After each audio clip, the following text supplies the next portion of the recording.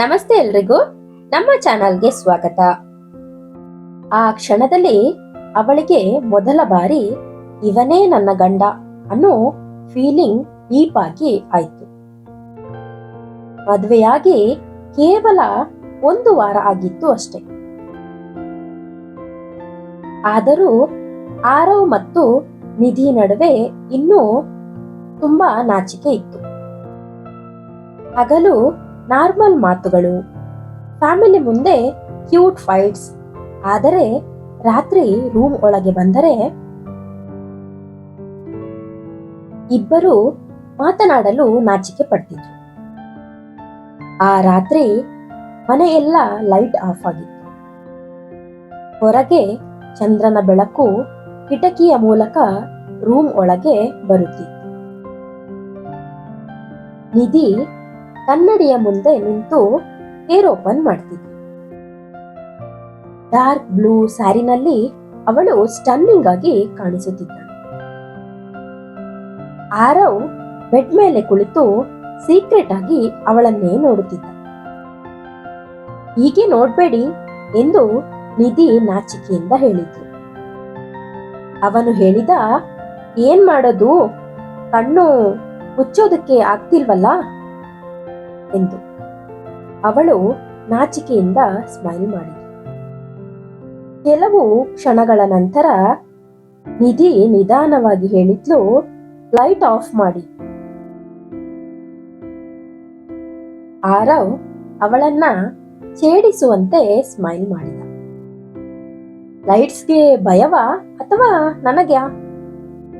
ಅವಳು ಹೇಳಿದ್ಲು, ಎರಡಕ್ಕೂ ಎಂದು ಕ್ಯೂಟ್ ಆಗಿ ಹೇಳಿದ್ಲು. ಆರವ್ ನಗುತ್ತಾ ಲೈಟ್ ಆಫ್ ಮಾಡಿದ. ರೂಮ್ ಎಲ್ಲ ಚಂದ್ರನ ಬೆಳಕು ತುಂಬಿತ್ತು. ನಿಧಿ ಬ್ಲಾಂಕೆಟ್ ಒಳಗೆ ಹೈಡ್ ಆಗಿ ಬಿಟ್ಟಿದ್ದಳು. ಆರವ್ ನಿಧಾನವಾಗಿ ಅವಳ ಹತ್ತಿರ ಬಂದು ಕುಳಿತ. ಇಷ್ಟು ನಾಚಿಕೆ ಯಾಕೆ ಎಂದು ಪಿಸು ಧ್ವನಿಯಲ್ಲಿ ಕೇಳಿದ. ನನಗೆ ಗೊತ್ತಿಲ್ಲ ಎಂದು ಅವಳು ಬ್ಲಾಂಕೆಟ್ ಒಳಗಿಂದಲೇ ಹೇಳಿದ್ಲು. ಆರವ್ ನಿಧಾನವಾಗಿ ಬ್ಲಾಂಕೆಟ್ ಕೆಳಗೆ ಅವಳ ಕೈಯನ್ನ ಹುಡುಕಿದ. ಅವನ ಕೈ ಬೆರಳು ಅವಳ ಕೈಗೆ ಟಚ್ ಆದ ಕ್ಷಣ ನಿಧಿಯ ಹೃದಯ ಫಾಸ್ಟ್ ಆಗಿ ಹೊಡೆದುಕೊಳ್ತು. ರಿಲ್ಯಾಕ್ಸ್ ಎಂದು ಅವನು ಹೇಳಿದ. ಅವಳ ಕೈ ತಣ್ಣಗೆ ಇತ್ತು, ಆದರೆ ಆರವ್ ಕೈ ಬಿಸಿಯಾಗಿತ್ತು. ಹೊರಗೆ ತಂಪಾದ ತಂಗಾಳಿ, ಒಳಗೆ ಇಬ್ಬರ ಹೃದಯದ ಬಡಿತ. ಆ ಕ್ಷಣದಲ್ಲಿ ಸೈಲೆನ್ಸ್ ಕೂಡ ರೊಮ್ಯಾಂಟಿಕ್ ಆಗಿತ್ತು. ಆರವ್ ನಿಧಾನವಾಗಿ ಅವಳ ಹತ್ತಿರ ಬಾಗಿ ಕೇಳಿದ, ನಿಧಿ, ನಾನು ಒಂದು ಸೀಕ್ರೆಟ್ ಹೇಳ? ಅವಳು ಹೇಳಿದ್ಲು, ಹಾ ಹೇಳಿ. ಮದುವೆ ದಿನದಿಂದ ನೀನು ನನ್ನನ್ನು ನೋಡೋ ಪ್ರತಿ ಸಾರಿ ನನಗೆ ಮತ್ತೆ ಮತ್ತೆ ನಿನ್ನನ್ನೇ ಪ್ರೀತಿಸಬೇಕು ಅನಿಸುತ್ತಿದೆ. ಅದನ್ನು ಕೇಳಿ ನಿಧಿ ಕೆನ್ನೆ ಕೆಂಪಾಯಿತು. ಅವಳು ಕೇಳಿದ್ಲು, ನೀವು ಯಾವಾಗಲೂ ಇಷ್ಟು ರೊಮ್ಯಾಂಟಿಕ್? ಅವನು ಹೇಳಿದ, ನಿನ್ನ ಹತ್ತಿರ ಬಂದ್ಮೇಲೆ ಮಾತ್ರ. ನಿಧಿ ನಿಧಾನವಾಗಿ ಬ್ಲಾಂಕೆಟ್ ಇಂದ ಹೊರಬಂದಳು.